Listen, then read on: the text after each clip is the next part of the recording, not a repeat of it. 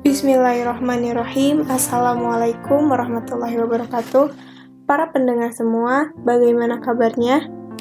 Dimanapun Anda berada, semoga selalu dalam keadaan sehat walafiat. Amin. Hari ini kita akan berbincang-bincang mengenai sebuah topik, yaitu akhlak dan krisis etika manusia modern. Bersama saya telah hadir seorang narasumber, yaitu Teh Ajrin. Assalamualaikum, Teh Ajrin, bagaimana kabarnya? Waalaikumsalam warahmatullahi wabarakatuh. Alhamdulillah baik. Alhamdulillah. Baik para pendengar sekalian, untuk siaran hari ini kita akan membuka telepon interaktif di sesi terakhir. Jadi bagi Anda yang sedang mendengarkan dan mempunyai pertanyaan untuk disampaikan kepada narasumber, bisa dipersiapkan dari sekarang untuk ditanyakan nanti di akhir acara. Dalam tema ini, kita akan membahas mengenai akhlak dan krisis etika manusia modern. Saya ingin bertanya dahulu kepada Teh Ajrin, sebenarnya apa sih Teh yang dimaksud dengan akhlak? Baik, bismillahirrahmanirrahim. Alhamdulillahirrabbilalamin. Wassalatu wassalamu ala asrofil anbiya'i wal mursalin wa ala alihi wa sahbihi ajma'in amma ba'du. Mengenai akhlak, secara bahasa, akhlak berasal dari kata khuluqun, yang berarti budi pekerti, perangai, tingkah laku, atau tabiat. Adapun kata akhlak juga disebutkan dalam firman Allah Subhanahu wa Ta'ala, Quran Surat As-Sad ayat 46 yang berbunyi, A'udzubillahi minasyaitonirrajim, Bismillahirrahmanirrahim. Inna ahlasnahum bi khalisatin zikra ad-dari. Yang artinya, sesungguhnya kami telah mensucikan mereka dengan menganugerahkan kepada mereka akhlak yang tinggi, yaitu selalu mengingatkan manusia kepada negeri akhirat. Adapun secara singkatnya, akhlak adalah sifat yang tertanam dalam diri manusia, sehingga akhlak tersebut akan muncul dengan sendirinya, tanpa adanya pemikiran atau pertimbangan terlebih dahulu, serta atas kemampuan sendiri tanpa adanya paksaan dari orang lain. Maka pada intinya, jika seseorang memiliki sifat-sifat terpuji dalam dirinya, maka ia akan memiliki akhlak yang baik. Namun jika sebaliknya, yaitu seseorang memiliki sifat-sifat tercela pada dirinya, maka ia memiliki akhlak yang tercela. Begitu. Oke, jadi sebenarnya itu tercermin dari perilaku sehari-hari setiap individu ya Teh? Ya, betul Teh. Oke, kemudian saya ingin bertanya, lalu sebenarnya apa sih yang menjadi persoalan akhlak pada masyarakat modern ini? Baik, bagi masyarakat modern, dengan kemajuan ilmu pengetahuan dan teknologi yang dialami oleh mereka saat sekarang ini, tidak sedikit dampak negatifnya terhadap sikap hidup dan perilakunya, baik ia sebagai manusia yang beragama, maupun sebagai makhluk individual atau sosial. Dampak negatif yang paling berbahaya terhadap kehidupan manusia atas kemajuan yang dialaminya ditandai dengan adanya kecenderungan menganggap bahwa satu-satunya yang dapat membahagiakan hidupnya adalah nilai-nilai materi, di mana dengan hal tersebut, seseorang cenderung mementingkan dirinya sendiri, dan akhirnya manusia terlampau materi dan menghiraukan nilai-nilai spiritual yang sebenarnya berfungsi untuk memelihara dan mengendalikan akhlak manusia. Nah, persoalan akhlak tersebut memang masih melekat untuk masyarakat modern saat ini. Padahal, sadar atau tanpa disadari, dengan hal tersebut manusia akan hilang kendali dan salah arah. Mengejar nilai-nilai materi saja tidak bisa menjadikan sarana untuk mencapai kebahagiaan yang hakiki. Bahkan, hanya menimbulkan bencana yang hebat. Karena orientasi hidup manusia semakin tidak mempedulikan kepentingan orang lain.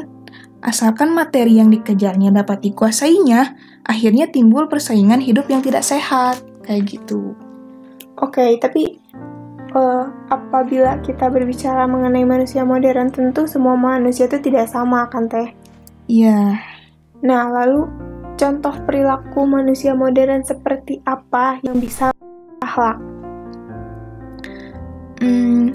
Ada beberapa contoh perilaku manusia modern yang bisa merusak akhlak. Yang pertama, ada yang namanya hedonisme. Hedonisme adalah pandangan hidup yang menganggap bahwa orang akan menjadi bahagia dengan mencari kebahagiaan sebanyak mungkin dan sedapat mungkin, menghindari perasaan-perasaan yang menyakitkan. Hedonisme juga merupakan ajaran atau pandangan bahwa kesenangan atau kenikmatan merupakan tujuan hidup utama dan dalam tindakannya gitu. Tapi apakah salah jika kita ingin hidup bahagia? Semua orang pasti ingin hidup bahagia kan? Semua orang pasti ingin punya penghasilan yang besar, rumah yang nyaman, dan sebagainya. Lalu konsep kebahagiaan seperti apa yang bisa dikatakan sebagai perilaku hedonisme? Tentu tidak salah jika kita mencari kebahagiaan dalam hidup. Apalagi itu dicapai dengan kerja keras diri sendiri. Akan tetapi, berbeda dengan orang-orang yang hedonisme. Mereka cenderung mencapai kebahagiaannya secara berlebih-lebihan dan egois, di mana dengan segala cara yang memungkinkan merugikan orang lain. Mereka juga cenderung mementingkan keinginannya demi terpenuhinya gaya hidup dengan penuh kemewahan daripada terpenuhinya kebutuhan pokok hidupnya.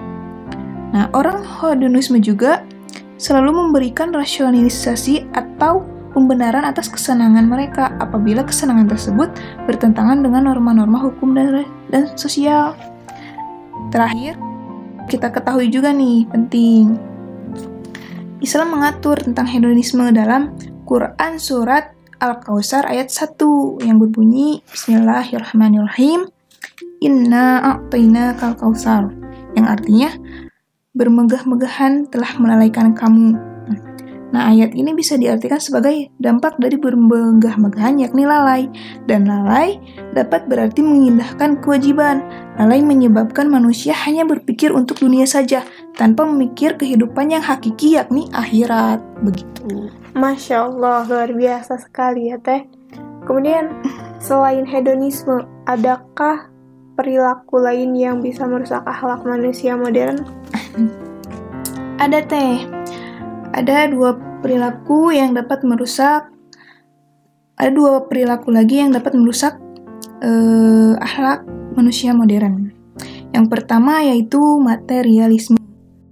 Materialisme adalah pandangan hidup yang semata-mata hanya mencari kesenangan dan kekayaan atau kebendaan merupakan satu-satunya tujuan atau nilai tertinggi. Materialisme juga mengesampingkan nilai-nilai rohani, bahkan materialisme tidak mengakui adanya budaya imaterial atau adanya Tuhan. Nauzubillah min dzalik. Contohnya nih, seseorang dengan pekerjaan jabatan yang bagus, ia percaya hanya dengan itulah ia bisa hidup. Dalam contoh ini, orang tersebut hanya semata-mata mencari dan mementingkan materinya gitu, yang dapat memenuhi hidupnya tanpa mengingat Tuhan. Dia lupa bahwa pekerjaan, jabatan, rezeki Tuhanlah yang mengatur. Terus yang kedua nih, pragmatisme. Pragmatisme adalah sebuah konsep yang mementingkan sisi praktis dan sisi manfaat. Dengan kata lain, pragmatisme lebih mementingkan hasil akhir daripada nilai-nilai moral yang dianut masyarakat, atau bisa dibilang bahwa pragmatisme menghalalkan segala cara untuk mencapai suatu tujuan, kayak gitu. Nah, kalau ini saya setuju, karena kita tidak boleh menghalalkan segala cara untuk memperoleh sesuatu demi kepentingan kita sendiri, karena tentunya ada aturan-aturan tertentu yang harus kita penuhi.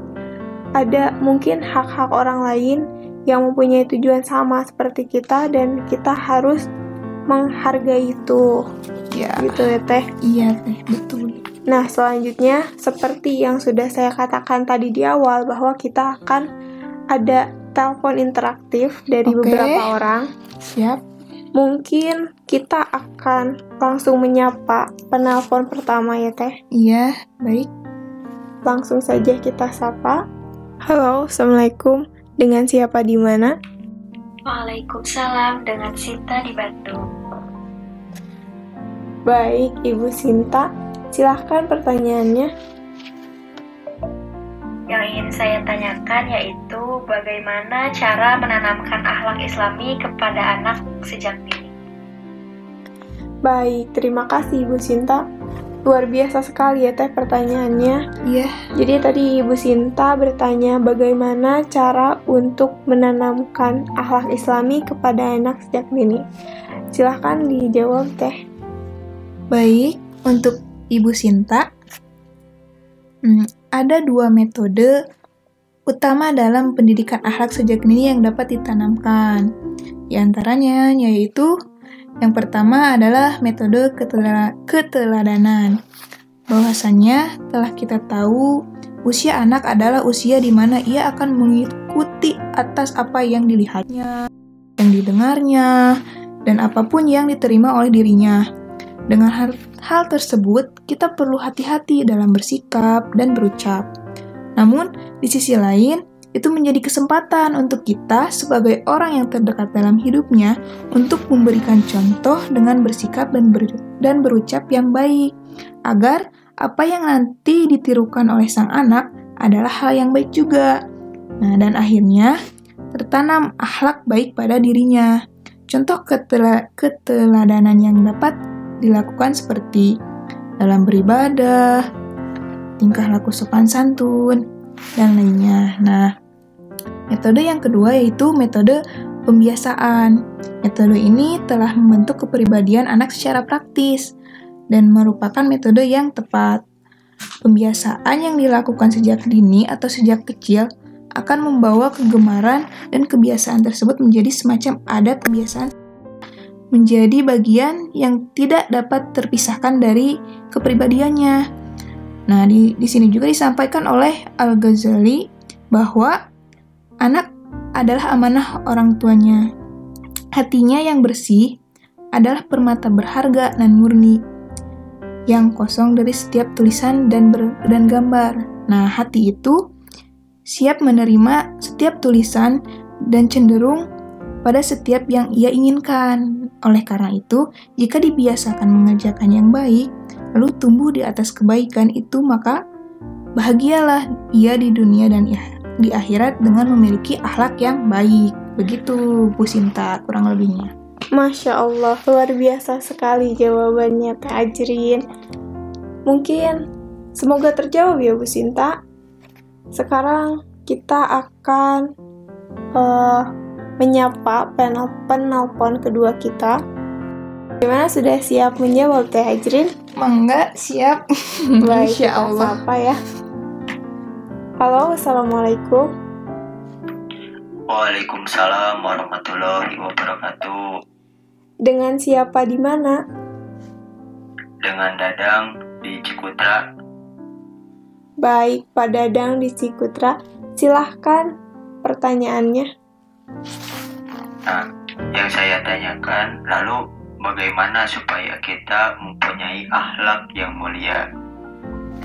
Baik. Bagaimana Teh katanya tadi Pak Dadang bertanya, bagaimana supaya kita mempunyai akhlak yang mulia? Baik. Terima kasih untuk Pak Dadang. Nah, sebelumnya, menurut Ibnu Taimiyah, akhlak berkaitan erat dengan iman. Karena iman mencakup 3 unsur, yaitu yang pertama ada meyakini bahwa Allah adalah satu-satunya pencipta, pemberi rezeki, dan penguasa semua kerajaan. Yang kedua, ada mengenal Allah dan meyakini bahwa ialah satu-satunya yang berhak disembah.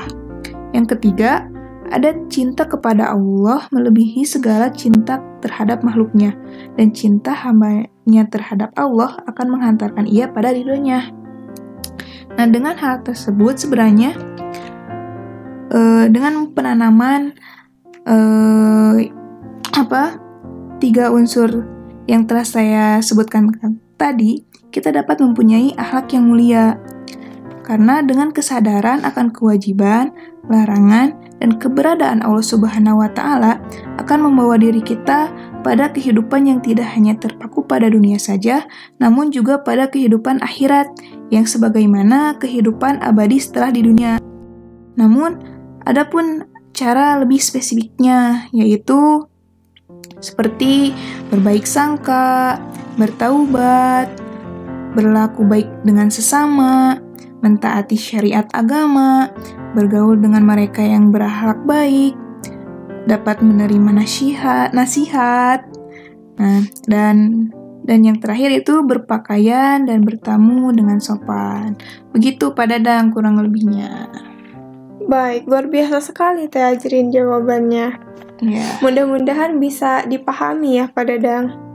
Kemudian Teh Ajrin, kalau kita melihat waktu, ternyata diskusi hari ini menarik sekali ya, luar biasa. Iya. Ya, cukup menarik sekali bahkan. Ya, terima kasih. Terima kasih karena sudah mau diundang hadir pada hari ini. Sama-sama, terima kasih kembali. Mungkin saya coba simpulkan ya Teh Ajrin. Iya. Dari diskusi kali ini. Jadi pada dasarnya akhlak setiap orang itu bisa dilihat dari perilaku mereka sehari-hari. Kemudian mengenai etika manusia modern yang merusak akhlak itu diantaranya ada perilaku hedonisme, pragmatisme, dan materialisme. Itu adalah perilaku yang sebisa mungkin harus kita hindari ya Teh ya. Iya pastinya harus. Nah kemudian tadi juga sudah ada 2 orang penanya yang sudah dijawab dengan luar biasa. Mungkin karena waktunya sudah habis, jadi diskusi kita hari ini harus berakhir di sini Teh. Oh iya, tidak terasa ya. Iya, tapi mudah-mudahan kita bisa bertemu di lain waktu ya Teh ya. Amin, dengan pembahasan yang menarik lainnya mungkin ya. Insya Allah, amin. Nah, demikian dengar yang setia, diskusinya dicukupkan sekian. Sampai bertemu di siaran selanjutnya. Wassalamualaikum warahmatullahi wabarakatuh.